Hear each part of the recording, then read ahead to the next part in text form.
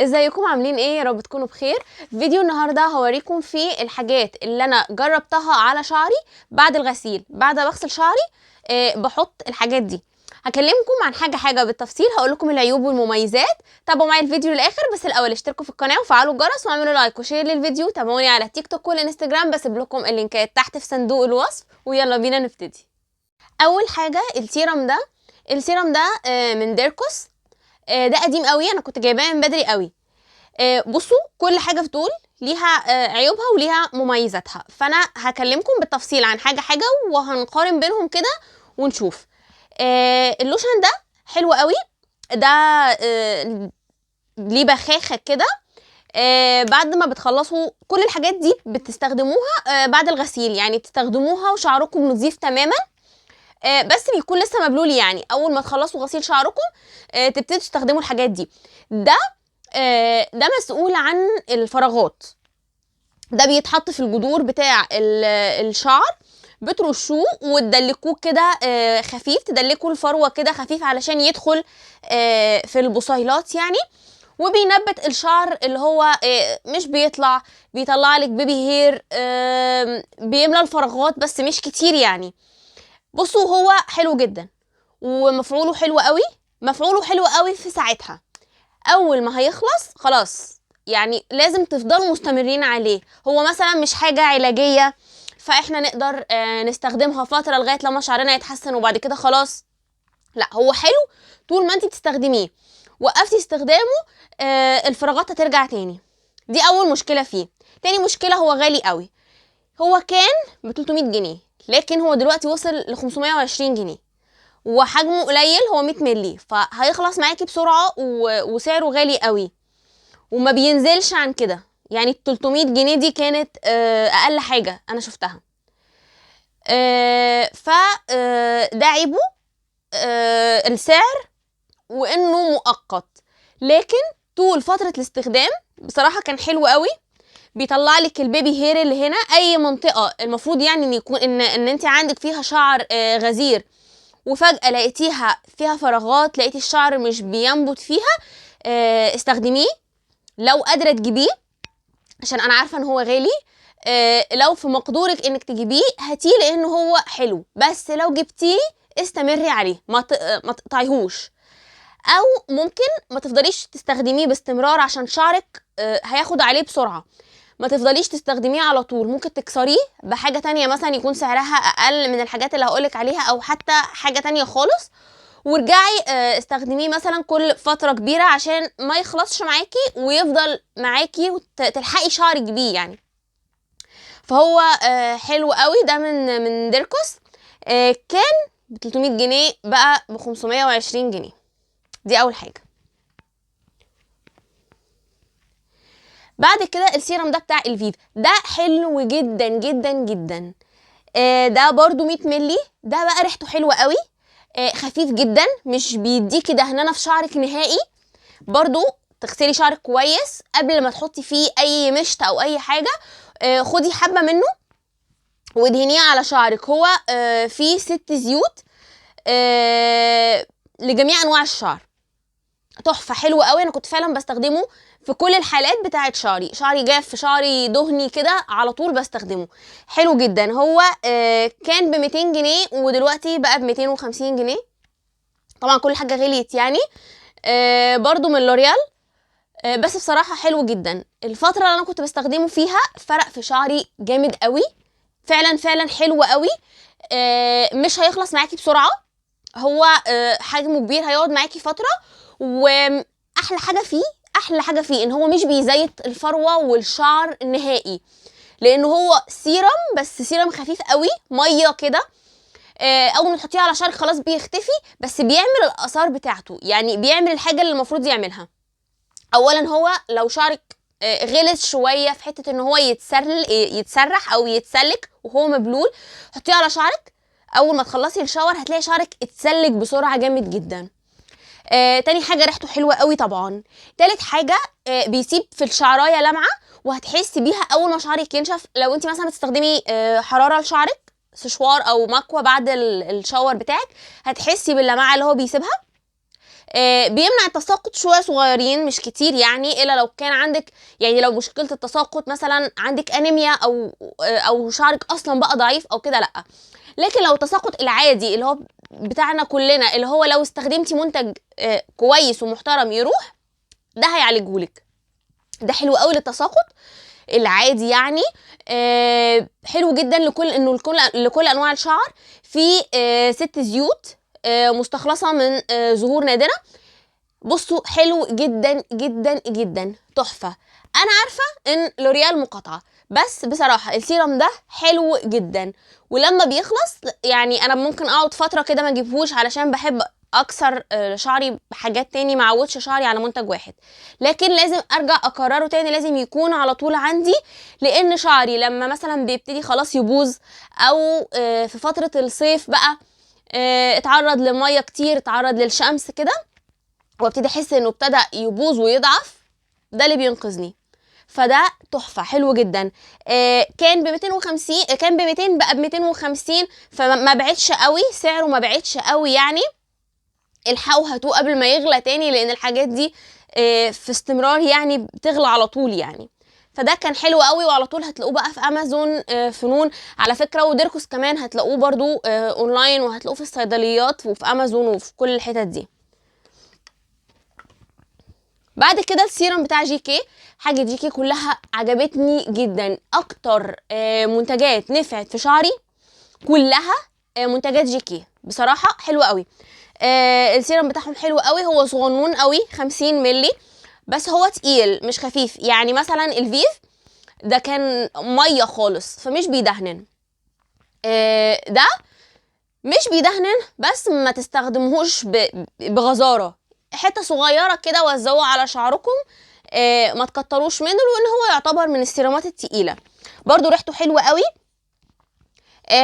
هو 50 ملي بس. بقى السيرم ده انا كنت جايباه ب 200 جنيه، بقى ب 600 جنيه. فهي دي المشكله الكبيره دلوقتي، لانه هو فعلا غالي قوي. حاجه جي كي اصلا هي كانت في الفتره اللي فاتت اصلا كانت غاليه، فلما غليت الثلاث اضعاف. فانا عارفه ان حاجه جي كي غلسه جدا في موضوع السعر، بس هي حلوه قوي. السيرم ده بجد فعلا تحفه تحفه. كنت بستخدم منه حبه قليلين، قعد معايا فتره طويله. بصوا انا معرفش فيه احجام تانية ولا لا، يعني ده ال 50 مللي معرفش اذا كان فيه اكتر من كده ولا لا. بس يعني اصل ده ب 600 جنيه، فاكيد الاكتر من كده هيبقى صعب شويه. بس بصراحه كريفيو على منتج، بعيدا عن موضوع السعر، ممتاز جدا لكل انواع الشعر. برضو في ناس قالت انه ما نفعش في شعرها، يعني شفت ريفيوهات قالت انه المنتجات بتاعت جيكي كلها ما نفعتش في شعرها. مش كل المنتجات تنفع معانا كلنا، بس اغلبيه الناس نفع معاها، لان هو فعلا حلو قوي. وانا استخدمته في مرحلتين، في شتاء وصيف. فاستخدمته وشعري جاف قوي، واستخدمته وشعري دهني ومتقصف وكده. نفع معايا في كل المراحل. حاجه جي كي انا شعري بيجي عليها منتجات حلوه قوي، وهو اصلا هو مستورد مش مصري. ممتاز جدا. سعره غالي انا عارفه، بس هو للاسف حلو قوي. خفيف جدا على الشعر برضو، وشعرك مبلول.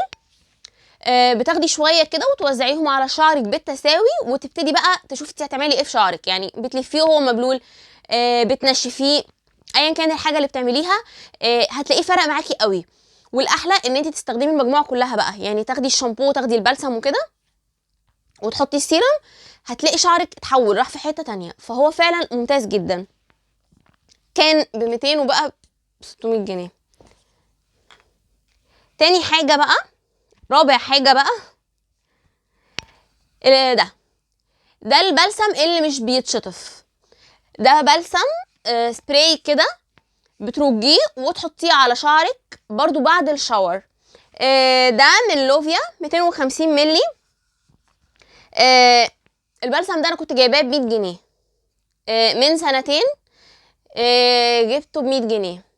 دلوقتي بشوفه على امازون لقيته ب 330 جنيه للاسف يعني. مع ان يعني حاجه لوفيا عادي عادي يعني موجوده ومش مش المفروض ان هي حاجات غاليه، لكن هو سعره عالي قوي. المنتجات دي فرنسيه. بعيدا عن موضوع المقاطعه او كده، الحاجات دي فرقت في شعري جامد قوي. انا جمعت لكم النهارده كل الحاجات اللي فعلا فرقت في شعري، علشان اللي مش عامل مقاطعه في حاجات التجميل والشعر وكده يقدر يستفيد بيها. المنتج ده كان حلو قوي. زي ما قلت لكم هو بلسم سبراي كده، وشعرك لسه مبلول بترشيه في الجذور وفي الشعرايه كلها من اولها لاخرها. ترجيه الاول، طبعا ريحته حلوه قوي. هو كله من مواد طبيعيه وزيوت طبيعيه وكده، تحفه حلو جدا. بيغذي الشعر وفي نفس الوقت بيساعد على فك التشابك لو انت شعرك بيلف في بعضه وهو مبلول. لو شعر طفلك كمان هو ينفع للاطفال على فكره، لانه كله مواد طبيعيه وامن جدا فينفع للاطفال. لو طفلك شعره بيكلكع في بعضه كده وهو مبلول، استخدمي السبراي ده، هتلاقيه فرق معاه جامد جدا. رشيه على الشعر كله، رشيه على الجذور. مهما رشيتي مش بيزيت، مهما رشيتي مهما كترتي مش هتحسي بتزييت، لان هو ميه، بتحسي ان انت رشيتي ميه. بس هو حلو جدا جدا. بيفك التشابك وبيغذي الشعر وبيسيب له لمعه. بصراحه حلو جدا. وبرده لما بيخلص بكرره، لاني ما اقدرش اقطعه. يعني حلو جدا. منتجات لوفيا جميله جدا، والاحلى من كده ان هي منتجات طبيعيه، فدي حاجه امان جدا، مش داخل فيها اي حاجه كيميائيه. فده 250 ملي 330 جنيه من لوفيا. برضو السيرم ده 100 ملي. ده المفروض سيرم بتحطيه على شعرك بعد ما بتخلصي الشاور، بس هو تقيل قوي، انا معرفتش اعمل كده. محتاج شعر جاف جدا جدا. لما جيت اعمل الحركه دي شعري كله دهن وغسلته تاني لان هو تقيل قوي. استخدمت ده في ايه بقى؟ استخدمت ده في الوصفات اللي انا اصلا كنت بقعد اعملها لشعري. يعني في خلطه الصبار، كنت بجيب الصبار واحطه في بفرمه، يعني بحطه في الخلاط واروح ضايفه عليه شويه من ده على شويه مايونيز، اي خلطه بقى انت بتحبي تعمليها لشعرك. ضيفي عليها السيرم ده وسيبي شعرك ساعتين 3، هيفرق جامد جدا. يعني انا كنت بعمل الخلطات دي من غيره، لما دخلته في الخلطات فرق معايا جدا. حلو قوي. يعني هو حلو قوي بس قبل الحموم. بعد الحموم اعتقد مش هتستحمليه، لانه تقيل قوي قوي جدا، كأن يعني هو مزيت قوي. مهما حطيتي نقطه صغيره هيبقى شعرك مزيت جدا. الا بقى لو مثلا شعرك خشن قوي قوي او كيرلي قوي، او يعني مش بتحسي بقى بالزيت. يعني لو انت اصلا بتحطي زيت على شعرك وهو ناشف عادي مش بيضايقك، استخدميه، لان هو سيرم حلو جدا وبيغذي جدا. بس مشكلته الوحيده موضوع التزييت. 100 ملي هو كان ب 140، بقى ب 425. انا لما كنت جايباه ب 140، وكان ب 140 كان يعتبر مناسب جدا عشان هو 100 ملي. دلوقتي كان بقى ب 425. انا عارفه برضو انه غالي قوي، بس للامانه هو حلو جدا ومناسب لكل انواع الشعر. طالما هتعمليه في خلطه، طالما هتدخليه في خلطه، استخدميه ايا كان نوع شعرك.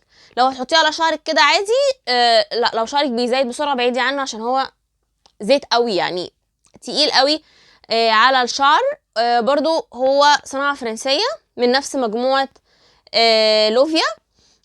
حلو قوي، هيقعد معاكي فتره طويله لان هو تقيل اصلا جدا. يعني بكده يكون الفيديو خلص، يا رب يكون عجبكم. دي المنتجات اللي انا جربتها على شعري بعد الشاور. كل الحاجات دي بتستخدميها بعد ما بتخلصي الشاور بتاعك، بعد ما بتغسلي شعرك. كل دول على شعر نظيف.